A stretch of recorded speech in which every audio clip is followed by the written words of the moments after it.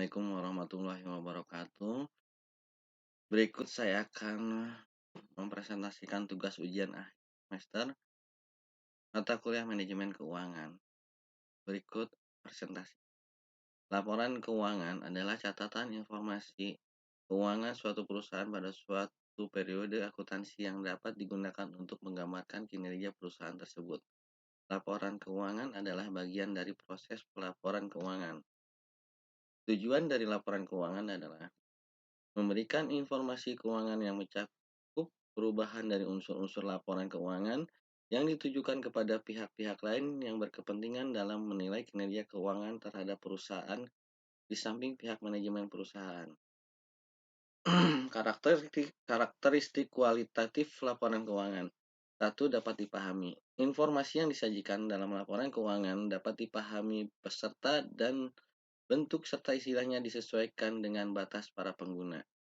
Yang kedua, relevan. Laporan keuangan dianggap jika informasi yang disajikan di dalamnya dapat mempengaruhi keputusan pengguna.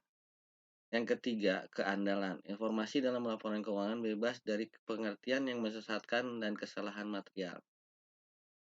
Yang keempat, dapat diperbandingkan. Informasi yang disajikan akan lebih berguna bila dapat diperbandingkan dengan laporan keuangan pada periode sebelumnya.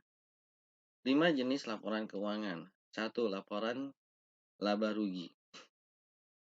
Sesuai dengan namanya, laporan laba rugi berfungsi untuk membantu Anda mengetahui apakah bisnis berada dalam posisi laba atau rugi.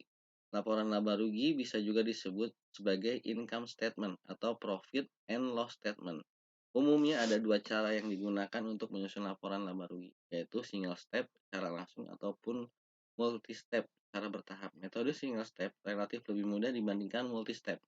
Anda hanya perlu menjumlahkan seluruh pendapatan dari atas sampai bawah menjadi satu kelompok, kemudian menguranginya dengan total beban dan biaya dalam periode yang berlaku. Sedangkan metode multiple step, pendapatan dipisah menjadi dua kategori, yaitu pendapatan operasional yang berasal dari kegiatan pokok perusahaan dan pendapatan non-operasional yang berasal dari keluar kegiatan pokok perusahaan. Pembagian kategori tersebut juga berlaku pada beban atau biaya. Yang kedua, laporan arus kas. Disebut juga dengan laporan cash flow. Laporan arus kas digunakan perusahaan untuk menunjukkan aliran masuk dan keluar kas perusahaan pada periode tertentu. Lebih dari itu, laporan arus kas juga dapat berfungsi sebagai indikator jumlah arus kas di masa mendatang berdasarkan data arus kas terkini. Laporan jenis ini jugalah yang menjadi alat pertanggungjawaban arus kas masuk dan arus kas keluar selama periode pelaporan. Yang ketiga, laporan perubahan modal. Laporan keuangan jenis ini menyediakan informasi tentang jumlah modal yang dimiliki bisnis Anda selama periode tertentu. Melalui laporan perubahan modal, Anda bisa mendapatkan data mengenai seberapa besar perubahan modal yang telah terjadi, lengkap dengan penyebab perubahannya. Laporan neraca. Dalam ilmu akuntansi, neraca disebut dengan istilah balance sheet.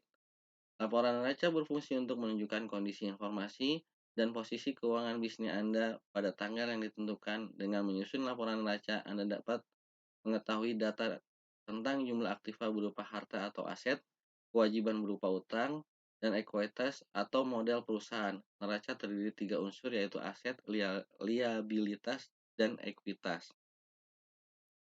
Laporan atas laporan keuangan. Belum terlalu familiar dengan jenis laporan keuangan ini. Laporan atas laporan keuangan adalah laporan yang pembuatannya berkaitan dengan laporan keuangan. Berikut contoh laporan keuangan sederhana yayasan. Pada tanggal per 31 Desember 2020, neraca Yayasan Bunga Indonesia Bekasi kas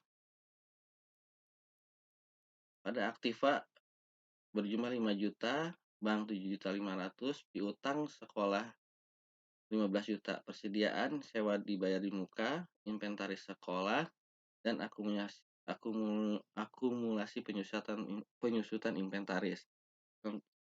Sementara di bagian pasifa Yayasan tersebut mempunyai hutang dagang atau hutang lain-lain sejumlah 5 juta, sedangkan modalnya 50 juta. Antara aktiva dan pasiva, balance yaitu 55 juta. Sementara laba yang ditahan kosong.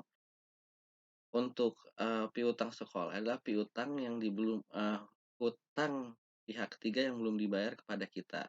Persediaannya kosong, sewa dibayar di muka seperti sewa gedung dan lain-lain, inventaris sekolah seperti meja, kursi, komputer, dan lain-lain. Dihitung akumulasi penyusutannya selama 1 tahun. Hutang lain-lain itu, biasanya hutang operasional, dan hutang kebutuhan lainnya. Modal itu modal yang ditanamkan pada saat awal pertama kali didirikan karena tidak ada perubahan modal lagi. Berikut laporan laba ruginya.